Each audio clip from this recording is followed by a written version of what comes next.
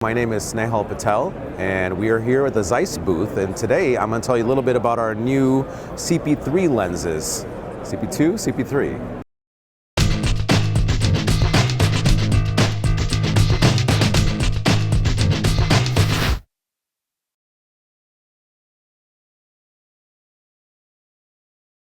CP2 lens line range from 15 to 135, professional set of lenses that you can change the mount. So this one's an EF mount. You could have PL, Nikon mount, you could have E mount for Sony or even Micro Four Thirds. It was a high quality, affordable cinema lens that kind of came around the time of the Red 1 5D, and it was really a revolution because you were looking for, because of the less expensive camera bodies, you were looking for a solution that wasn't as expensive as our higher quality lenses like the Ultra Primes or Master Primes. So we put together a lens that was full format, which meant it could be used with a 5D sensor, and it was high quality and was great. The look was nice. The only problems were that there were some things that needed to be improved.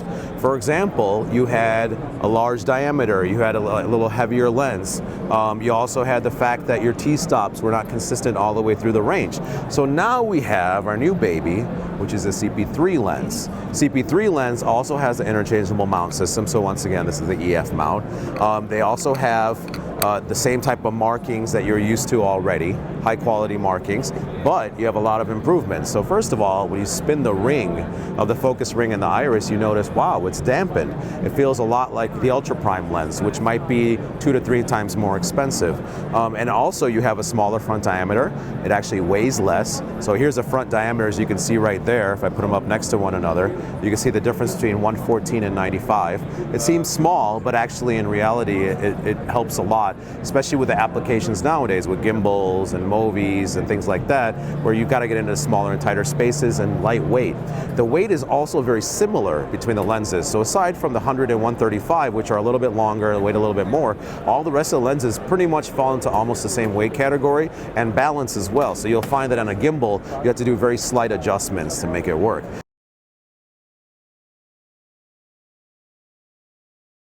We have new updated optics. So that means that we have new coatings for the lenses. We have a brand new 18mm completely, but we have new coatings for the lenses, and we have new paint inside for micro contrast. So these lenses are very good for HDR.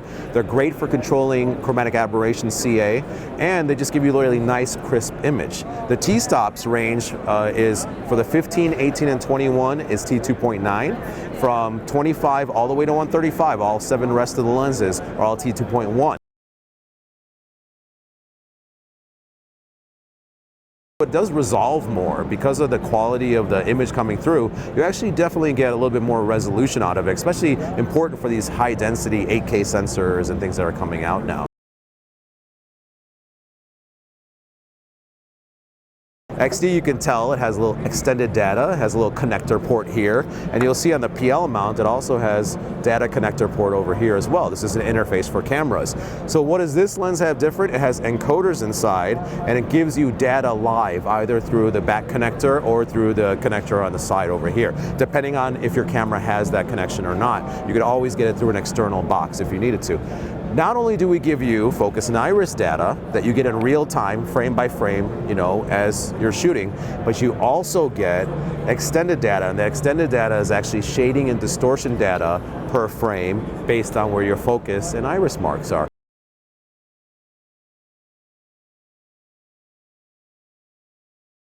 First of all, it's very important nowadays to understand that metadata and things like VFX or high-end graphics in After Effects or any software like that is pretty ubiquitous. I mean, you have that everywhere from YouTube all the way up to your $300 million picture. So it's not like the information is not desired.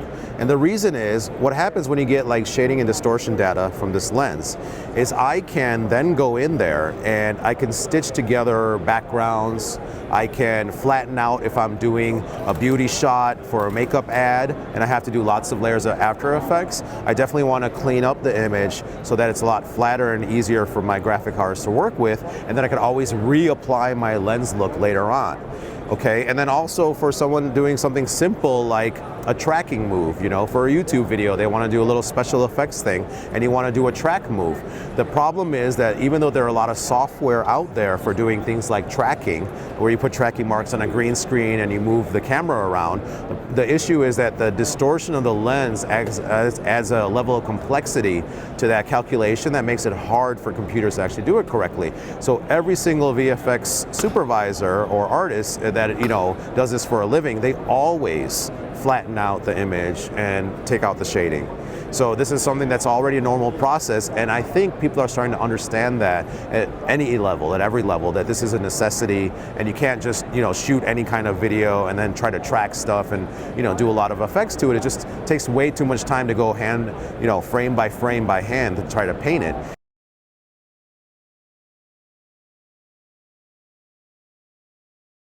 The CP2 and CP3 are very close to one another in look, and by the time you get to T4, they're very, very close. It's when you start opening them up wider that you start to see more of a difference, really. So you can do that, and color correction wise, it's a slight shift, but what I can tell you with confidence is that the CP3 matches with each other a lot better.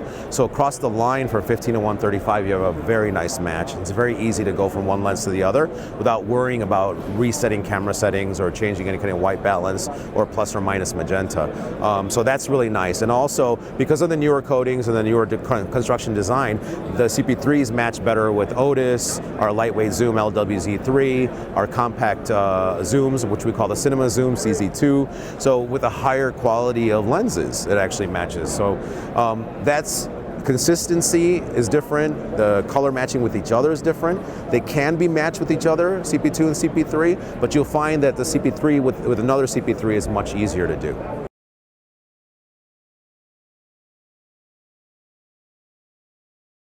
So just like with CP2s or any of our lenses with the interchangeable lens mount, even the XD version, you can change the mount itself by yourself as well. And you can shim it yourself.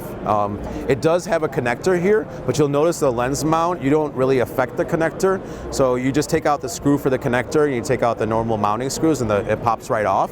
And then actually the connector you put away when you're switching over to all the dummy mounts, the EF mount, the Nikon F mount, Micro Four Thirds, or the E mount for Sony. In the future, we're thinking about maybe having support for electronic EF, but that's still in the planning stages. Right now, we definitely have it for the PL. Now, on the non-electronic version of the lens, it's exactly the same as what it was before with the CP2, but there's no difference, and it's very easy to do mount. You don't have to worry about a connector whatsoever. But the connector doesn't really add any more complexity, so it still takes only about 2 to 3 minutes to change a mount, and approximately 10 minutes to balance it out if you have a camera and a focus chart. And you could use the shims that we pack with the lens mount.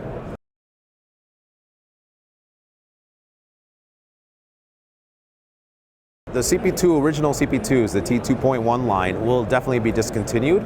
We are keeping alive the 35, 50, and 85 CP2 super speeds, which are T15. Now the nice thing about the T15 super speeds is that if you open them up past T2.1, they fall apart. They start getting chromatic aberration, decontrasting of the highlights, and a little bit of softening, which is the exact look that a lot of cinematographers are looking for. Ergo, that's why they try to seek out old super speed lenses that we used to sell 40 years ago. We're giving you that same type of look and feel with the CP2 super speeds, 35, 50, and 85. So we're definitely going to keep that lens line alive for a little bit longer. We're also going to keep alive the 50 macro because we don't yet have a macro on the CP3 line.